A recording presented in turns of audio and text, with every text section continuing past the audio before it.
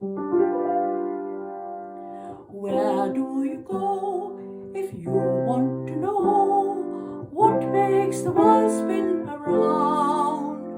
Learn about all big things and small, over or under the ground. About big kangaroos or tall strange emus, or why does the bee have a sting? Open the door and find all you want to know from wonderful books, marvelous books, amusing, fantastic, absorbing, romantic, and magical, informative books. Hello, boys and girls. We're going to have a little talk about books. Have you ever thought about how books began? Where did they come from? Well, thousands of years ago, when first men lived on the earth, they didn't have language, they didn't have writing. They probably grunted at each other when they were angry. When they were happy. Oh, when they were sad. And then maybe one day, when somebody was sad at this store, he was scribbling on the sand and found, oh, I can make a mark on that sand. And they used a finger. They found that they had a game with each other. They could actually make little symbols and signs. And that's probably how it all began. They started telling stories about these little things, marks that they could do. Or if they caught a fish or caught 3 fishes, they put through little strokes. So there you go. And everybody started using these little signs to tell stories. People like to tell their stories. They like to tell about their home, their families. And they started using these tools to do that. And little by little, this writing developed. Then as soon as writing started to develop, then language developed. And that's how it started. Now, we didn't have books then. People started drawing on little bits of wood. They carved things on rocks. Now, the Aborigines left lovely picture stories on caves and on rock surfaces. People who lived near the sea carved things on shells, on tortoise shells. And then some people used wood, pieces of wood, and they scribbled their little symbols on wood. Then they discovered they could make little tablets with clay. And they started drawing these little stick figures and symbols on clay. Some people used bones and so on. And people developed their own language, their own style of doing things, because you remember long ago people didn't travel. They were isolated. That means they were alone in their own little group. They never traveled far. So each group developed their own special type of writing, special type of symbols.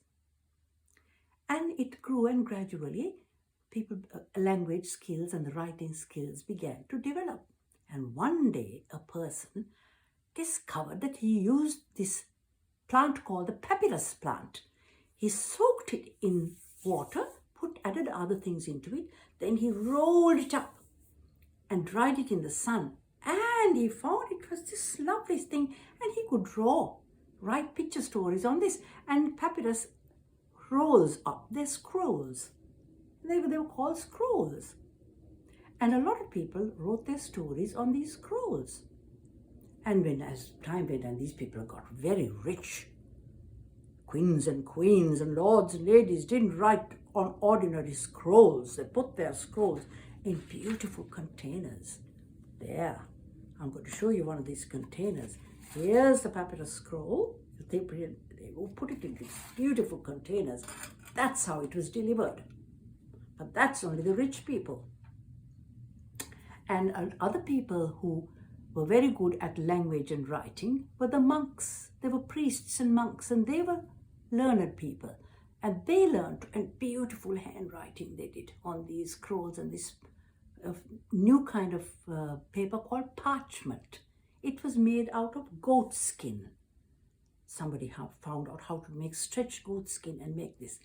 And of course, then language skills developed, the writing developed. And now in the East, instead of parchment, they used a thing called the ola leaf. They dried the leaf and put something on it to keep it all together, maybe wax or honey, and then they wrote on it.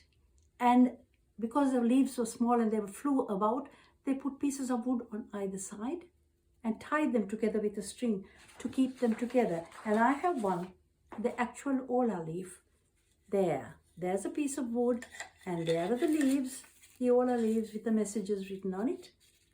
It's fading now, and there's a piece of string that kept it all together. So every culture developed its own way of putting their history and their stories together. Now,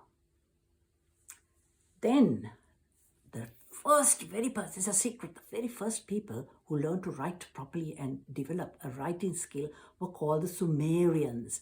Look it up. They were called the Sumerians. And I have a feeling they were somewhere from the Middle East.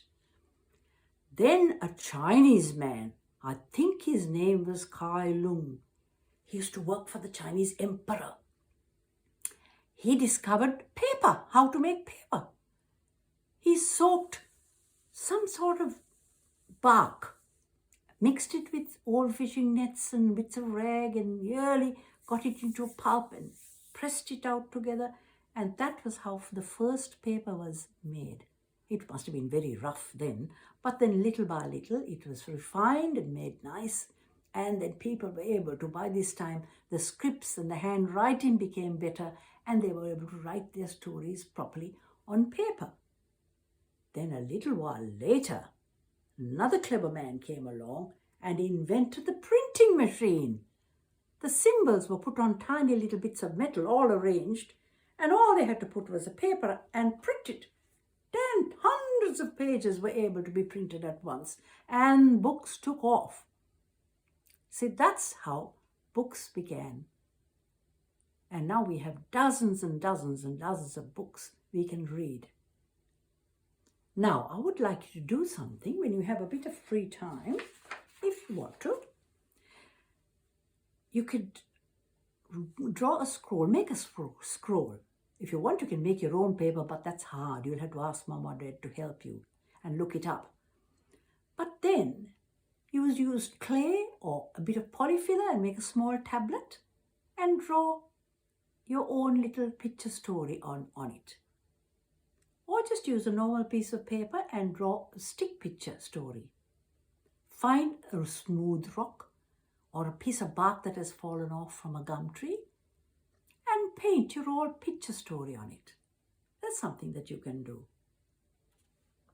when you have a bit of time to spare. So now I'll have to say goodbye, but I'll meet with you again because I have lots of interesting things to tell you about books, more things.